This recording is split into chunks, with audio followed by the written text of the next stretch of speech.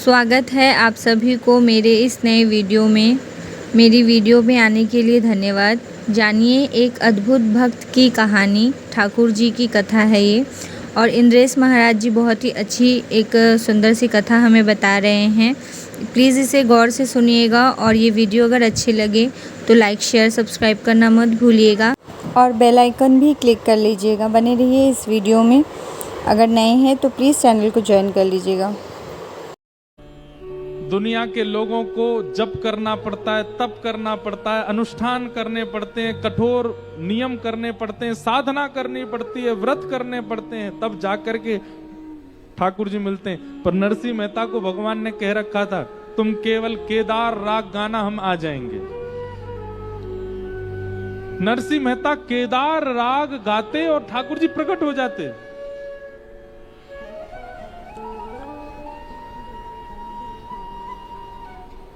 नरसिंह मेहता रोज केदार राग गाते थे मंदिर में बैठ करके। नरसिंह मेहता को तो चलते फिरते ठाकुर जी दिखते, पर जितने श्रोता बैठते थे उन श्रोताओं को भी ठाकुर जी की कोई ना कोई झांकी का अनुभव होता था। कभी ठाकुर जी की माला गिर जाती थी, कभी ठाकुर जी की वंशी हिल जाती थी, कभी ठाकुर जी का मुकुट टेढ़ा हो जाता, कभी ठाकुर जी के कानों के कुंडल हिलने लगते। नरसिंह मेहता को तो प्रत्यक्ष ठाकुर जी दिखते, पर बाकी सब श्रोताओं को नरसिंह मेहता के प्रभाव से ठाकुर जी की लीला का कुछ ना कुछ अनुभव होता। नरसिंह मेहता बहुत दीन थे, ज्यादा धन नहीं था उनके पास।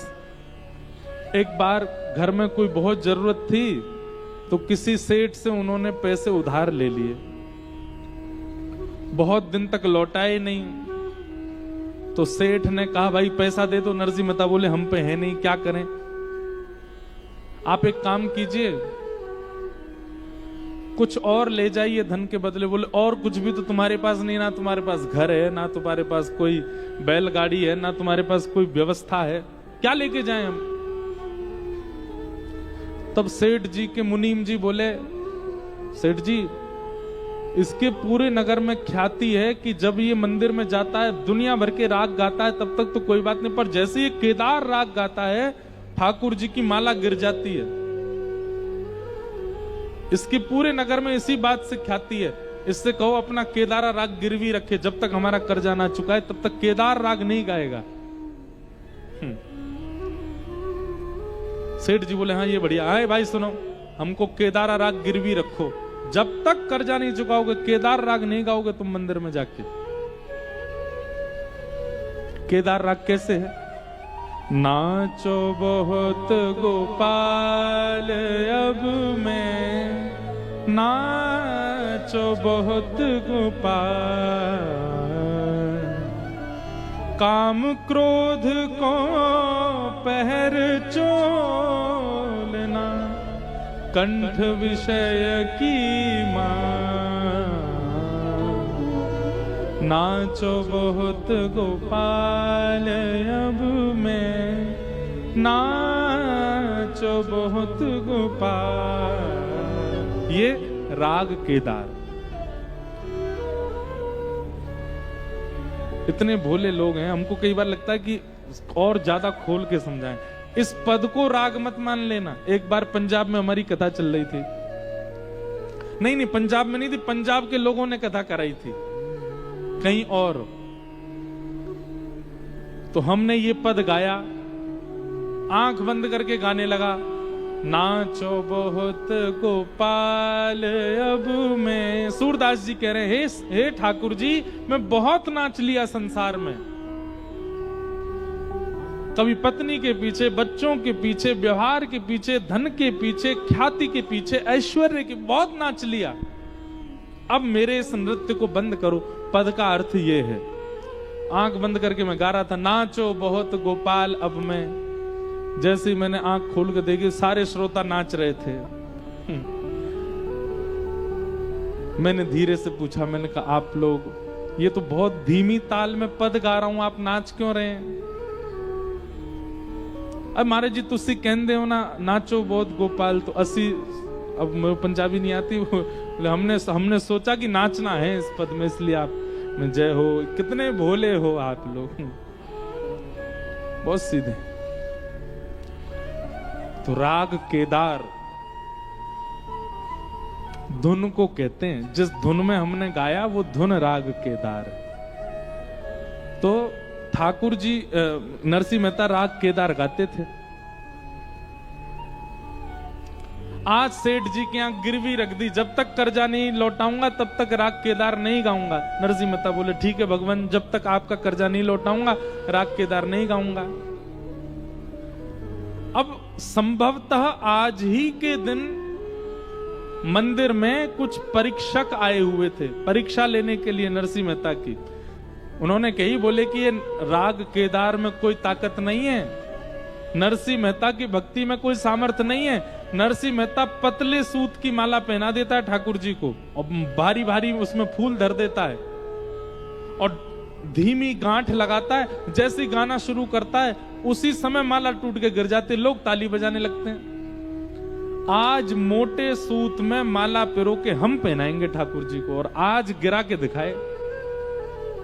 और आज ही नरसिंह मेहता राग केदार गिरवी रखे आए थे, जिससे ठाकुर जी प्रकट होते थे। ऐसी आपकी तरह भीड़ बैठी थी, परीक्षा लेने वाले भी वहीं बैठे थे। उन्होंने अपने हाथ से माला पहनाई थी, बोले हाँ नरसिंह मेहता आज माला घेर के दिखाओ ठाकुर जी की। नरसिंह मेहता बोले बड़ी विडंबना, पहले राग यमन गाया, फिर भैरव गाया, फिर भीम पलासी गाया, फिर जय जयवंती गाया, सारे राग गाए, लेकिन केदार कैसे गाएं? वो तो गिरवी रख के आए। और सेठ जी के मुनीम वहीं खड़े खड़े सुन रहे थे, कहीं केदार गाए ना, गिरवी रख के आया है। नरसिंह मेहता ठाकुर जी से बोले ठाकुर जी कुछ करो, मुझे परीक्षा में विफल होने का भय नहीं है, पर इतने लोगों के चित्त में जो आपके प्रति विश्वास और केदार के प्रति विश्वास, भक्ति के प्रति विश्वास है, वो विश्वास खत्म हो जाएगा, कुछ करो। ठाकुर जी इतने में ही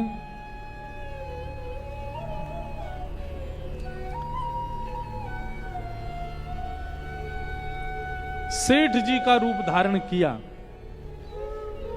और सेठ जी का रूप धारण करके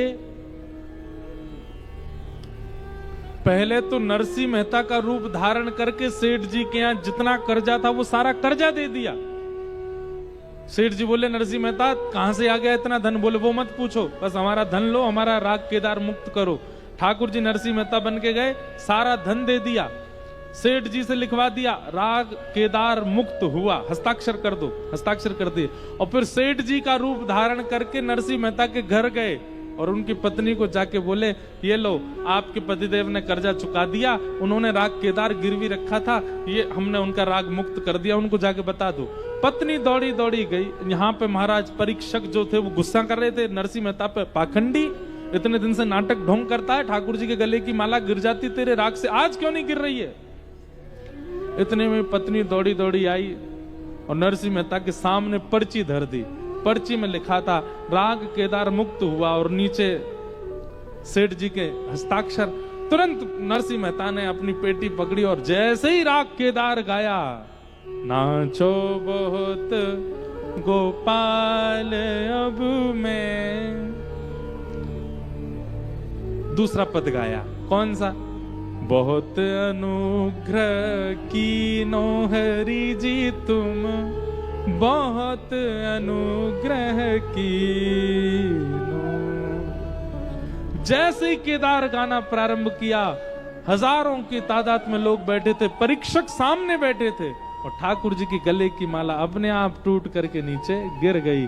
कानों के कुंडल हिलने लगे, गले की मालाएं चमकने लगी, मुकुट टेढ़ा मेढ़ा होने लगा, सबको प्रत्यक्ष दर्शन हो गया। सबने नरसिंह मेहता को प्रणाम किया, बोले अरे भैया हमको तो तुम्हारी भक्ति पर संशय था। नरसिंह मेहता अलग सोच में चले गए, बोले तुम सब बोलते रहो, पर मेरा कर्जा चुका के कौन आया है? ये राग मुक्त कैसे हुआ? नरसिंह मेहता दौड़े दौड़े सेठ के पास गए, भैया आपने हमारा राग मुक्त कर दिया। बोले तो क्यों, आपने कर्जा चुका दिया ना, इसीलिए तो मुक्त किया। बोले कैसे चुका दिया? बोले आप आए थे, आकर के आपने सारा पैसा दिया, हमने आपसे पूछा भी था भाई कहां से लाए, आपने कहा वो सब छोड़ो, बस कर्जा पूरा करो, हमारा राग मुक्त करो, हमने कर दिया। बोले मैं आया था। बोले हाँ। पत्नी से पूछा तुम्हारे पास मेरे राग की मुक्ति का पर्चा लेके कौन आया था? बोले मेरे पास सेठ जी आए थे। सेठ जी के पास नरसिंह मेहता बन के गए और पत्नी के पास सेठ जी बन करके गए। नरसिंह मेहता समझ गए, बोले भैया ये कर्जा चुकाना, राग मुक्त करना, ये भी सब ठाकुर जी की लीला, सब ठाकुर जी ने किया। तो नरसिंह का एक तारा कैसे, एक तारा बजाते थे नरसिंह मेहता, जगतपति को भाया। ठाकुर जी उससे भागे। क्यों? क्योंकि इस भागवत रस को पिया है नरसिंह मेहता ने। नामदेव जी ने इस भागवत रस को पिया है, मीराबाई ने इस भागवत रस को पिया है। हम लोग सुनते हैं इसलिए हमसे रीझ नहीं रहे ठाकुर जी। हम भक्ति करते हैं, हम सेवा करते हैं, हम प्रसाद बनाते हैं, हम श्रृंगार करते हैं, फिर भी हमको कोई अनुभव नहीं होता। क्यों? क्योंकि हम कथा सुनते हैं, सुनने वाले हैं, और सुनने वाले में रस आया नहीं है, और रस आएगा नहीं तब तक रासेश्वर कैसे प्रसन्न होंगे? रासेश्वर की प्रसन्नता के लिए तो रस चित्त में आना चाहिए, और रस चित्त में तब आएगा जब कथा सुनो ना, पियो। पिबत भागवतम रसमालयम मुहुरहो रसिका भुवि भावुका। कथा सुननी नहीं है, पीनी है। और पीने का मतलब सुनते ही कर्तव्य में आना, सुनते ही कर्म में आना, सुनते ही क्रिया में आना। व्यास जी की वाणी, उसको कहते हैं पीना। 88,000 सोनकादि ऋषि नैमिषारण्य क्षेत्र में बैठे थे, और सबने मानव कल्याण के लिए यज्ञ किया, पर यज्ञ से कल्याण साधन दिखा नहीं। तभी वहां सूत जी का आगमन हुआ, और सूत जी से 88,000 सोनकादि ऋषियों ने मानव कल्याण के लिए 6 प्रश्न पूछे। कौन कौन से 6 प्रश्न? किम श्रेय शास्त्र सारः स्ववतार प्रयोजनम, किम कर्म के अवतारश्च धर्मः कं शरणं व्रज।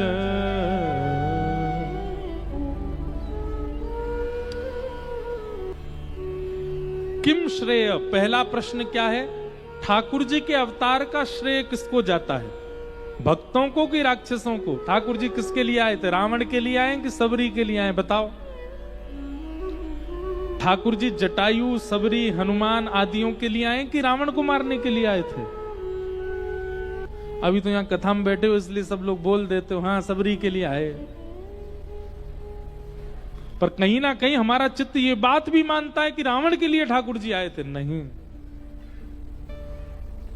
श्रीमद् भागवत में स्पष्ट भगवान कहते हैं कुंती स्तुति में, तथा परमहंसानाम, मैं परमहंसों के लिए, मैं भक्तों के लिए, मैं वैष्णवों के लिए आया हूं। राक्षसों को मारना मेरी प्रायोरिटी नहीं है। वाल्मीकि रामायण में भगवान श्री राम कहते हैं अगर मैं चाह जाऊं तो रावण जैसे जन्म ही नहीं लेंगे, उनको मारने के लिए आऊंगा क्या मैं अगर चाह जाऊं तो कुंभकर्ण वहीं बैठा बैठा मर जाएगा, पर मेरे चाहने से सबरी की प्यास नहीं बुझेगी, मेरे चाहने से जटायु को सुख नहीं मिलेगा। वैकुंठ में बैठे बैठे ठाकुर जी चाह लें कि सबरी प्रसन्न हो जाए, नहीं, ठाकुर जी को आना पड़ेगा। मेरे झोपड़ी के भाग आज खुल जाएंगे, राम आएंगे। झोपड़ी में आना पड़ेगा ठाकुर जी को। वैकुंठ में बैठे बैठे ठाकुर जी सोच लें हाँ सबरी प्रसन्न हो जा, नहीं होगा काम। अच्छा, हम लोग भी ऐसे ही हैं, हमको लगता है कि यहीं बैठे बैठे ठाकुर जी वहीं से ही प्रसन्न हो जाओ। नहीं, आना पड़ेगा, ऊना आना पड़ेगा, हमारे घर आना पड़ेगा, तब हमको संतुष्टि होगी। ऐसी जिद चित्त में लाओ वृंदावन बिहारी लाल आप वृंदावन बैठे बैठे हम पे प्रसन्न हो रहे, उससे काम नहीं चलेगा, यहां आइए, हमसे मिलिए आकर के, बुलाना पड़ेगा। हिमाचल में भी कई कृष्ण मंदिर हैं। एक मनाली की तरफ जब जाते हैं तो वहां मंडी से आगे मनाली के बीच में श्री पेहरदास जी का एक स्थान है, भक्तमाल में कथा आती है, वहीं पर एक कृष्ण मंदिर भी है। और वहां भी किसी भक्त की कामना से ठाकुर जी पधारे। हिमाचल में पर्वतों में कई कृष्ण मंदिर हैं, कई कृष्ण प्रेमियों के लिए ठाकुर जी आए हैं। हिमाचल में भी आए, ऊना आए कि नहीं पता नहीं। अब ऊना नहीं आए तो आप लोग बुलाओ ठाकुर जी को, वहीं से संतुष्टि मत हो जाओ, ओ बिहारी जी वृंदावन से आनंद कराते रहो, नहीं नहीं नहीं हम आते रहेंगे। अरे अब आप आइए, हम तो बहुत आ लिए आपके पास। मंदिर में रहते हो भगवान, कभी बाहर भी आया जाया करो, मैं रोज तेरे दर आता हूँ, कभी तुम भी मेरे घर आया करो, मंदिर में रहते हो। हमेशा मंदिर में ही बैठे रहते हो, कभी आइए हमारे यहाँ भी। तो ठाकुर जी के अवतार का श्रेय राक्षसों को नहीं जाता है, हमको जाता है, भक्तों को जाता है, वैष्णवों को जाता है। दूसरा प्रश्न क्या है? शास्त्रों का सार क्या है? हमारे हिंदू वैदिक सनातन धर्म में जितने भी शास्त्र हैं, सब शास्त्रों का सार हैं श्रीमद् भागवतम। शास्त्रम सारम सारम समुद्वितम, सबका सार विद्यमान है भागवत जी में। इसलिए सबको पढ़ो, सबको सुनो, पर मानो भागवत जी की। सार भागवत है। और ये बात मैं नहीं कह रही, स्वयं वेद व्यास जी एकादश स्कंद में कहते हैं कि हमने लिखा सब कुछ है, पर मानो भागवत जी को। और स्व अवतार प्रयोजनम, भगवान के अवतार का प्रयोजन क्या है? ठाकुर जी के अवतार का कारण क्या है? प्रेम लक्षणा भक्ति की स्थापना, अपने वैष्णवों के लिए प्रेम स्थापित करना, ये ठाकुर जी का उद्देश्य है, प्रयोजन है। किम कर्म, भगवान का कर्म क्या है? जो सब कर्मों से परे हैं वह भी कर्म के बंधन में हैं? नहीं, वो कर्म से परे हैं। ठाकुर जी का कर्म क्या है? धर्म व्यवस्थित करना, धर्म स्थापित करना। के अवतारश्च, भगवान के अवतार कितने हैं? बोले अनंत हैं, 1 2 10 24 नहीं है, अनंत अवतार हैं ठाकुर जी के। और अंतिम प्रश्न, धर्म कम शरणम गतः, भगवान के जाने के बाद धर्म किसकी शरण में गया? तो अंतिम प्रश्न का उत्तर क्या है? ठाकुर जी के जाने के बाद धर्म किसकी शरण में है? मेरी और आपकी शरण में। हम रक्षा करें धर्म की, ये हमारा कर्तव्य है। धर्म हमारे भरोसे छोड़ के गए ठाकुर जी। जो लोग ऐसा कहते हैं कि धर्म क्या कहता है, वेद शास्त्र क्या कहते हैं, संत क्या कहते हैं, हमें उससे क्या मतलब, हम अपना जीवन जिएंगे, वो एक प्रकार से घनघोर अपराध कर रहे हैं, पाप कर रहे हैं। ठाकुर जी आपको दायित्व दे के गए हैं धर्म के पालन का, आप नहीं भाग सकते उससे। धर्म का कर्तव्य करना प्रत्येक मानव का धर्म है, कर्तव्य है, धर्म की रक्षा। ये 6 प्रश्न किए और इन 6 प्रश्नों के उत्तर में अब 6 दिवस की कथा का क्रम चलेगा। यह वीडियो आप लोगों को कैसी लगी प्लीज़ बताइएगा कमेंट में ज़रूर। देखने के लिए धन्यवाद।